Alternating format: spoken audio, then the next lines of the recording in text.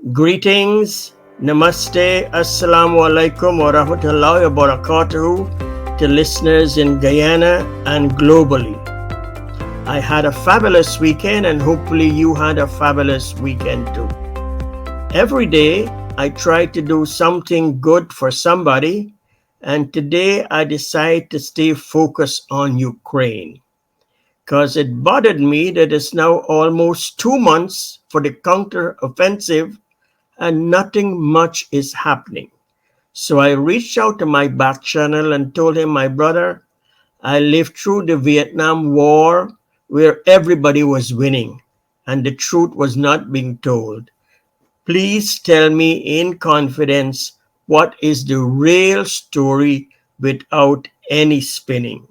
And your brother will never, never disclose your name. Have no fear. He says, my brother, nobody is winning this offensive. Ukraine is losing 10,000 drones each month. I said 10,000? He said yes. And each drone can only work one or maximum 2 times. Ukraine now is having to recruit their citizens 21 years and to train them fast to fight. They're now using hammer and chisel to use some of the old tanks and repair it, low-tech tanks to fight. They're using 60,000 shells a day. This was one of my biggest surprise.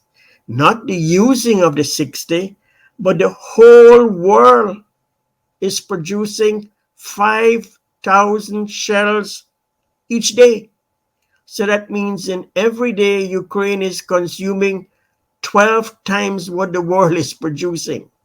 That is a reason why the US president decided to use the cluster bomb, which is not a good bomb, but he decided to use that to help Ukraine.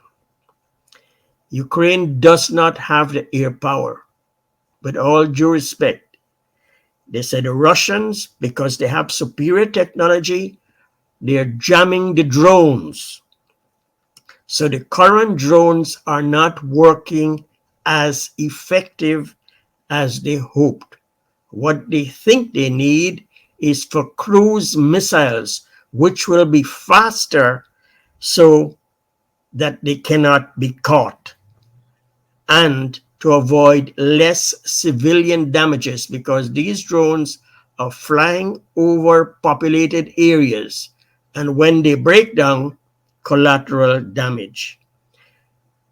My second surprise was Ukraine is not short of money, and they have over 60 companies of their own working to help.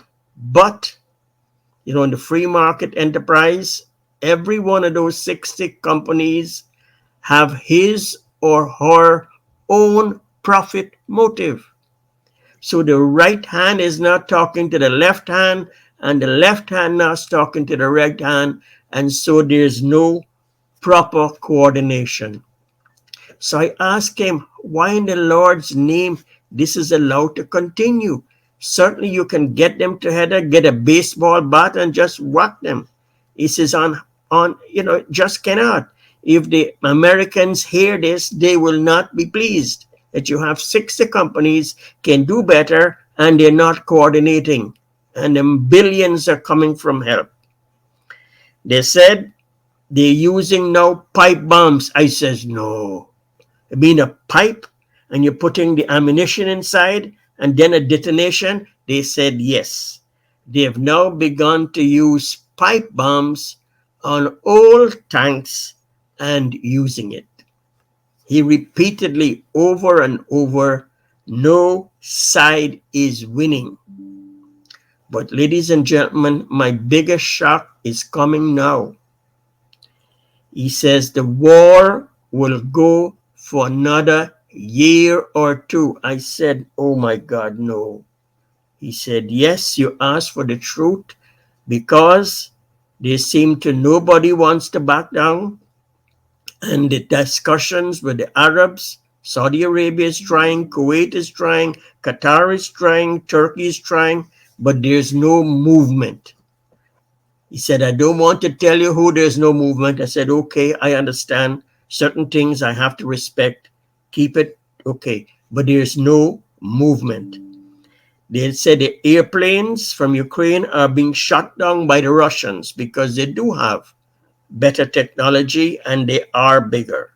What he did say they need is for broadband technology. Well, I do not know who has this broadband technology. This is what they're looking for. The Russians, he said, are dug in with mines and tanks and machine guns, and they have air superiority. That's the reason there's no breakthrough. You see, that's the answer. And the Russians, he said, are saying that is the USA wanted Ukraine to join NATO that started the war.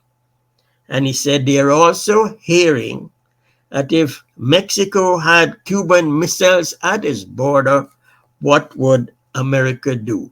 So this, ladies and gentlemen, is what is going on back channels in Ukraine.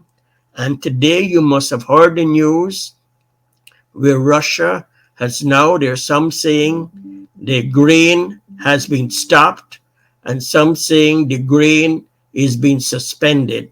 But the grain shipments will no longer operate according to many news channels, and this will severely affect the Middle East and Africa that depend heavily on this grain.